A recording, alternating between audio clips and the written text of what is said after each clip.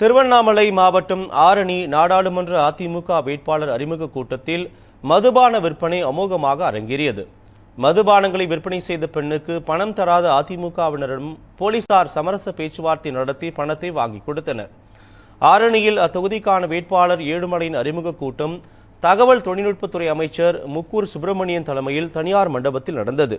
அப்போது நிகழ்ச்சியில் கலந்து கொண்ட அதிமுகவினருக்கு மதுபானங்களை விநியோகித்த பெண் பேசியபடி பணம் கொடுக்கப்படவில்லை என்று கூறியபடி மண்டப வாசலில் நின்று தகராறு செய்தார்.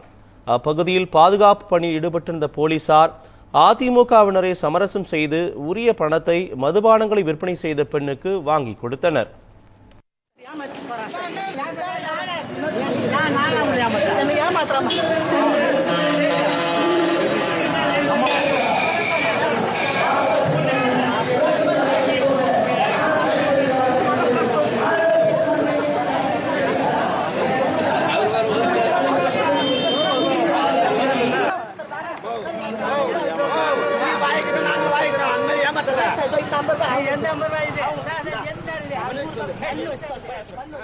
தேர்தல் நடத்தை விதிமுறைகள் அமலுக்கு வந்துள்ள நிலையில் அதிமுக வேட்பாளர் அறிமுக கூட்டத்தில் மதுபானங்கள் விற்பனை செய்யப்பட்டது வாக்காளர்களை முகம் சுழிக்க வைத்துள்ளது.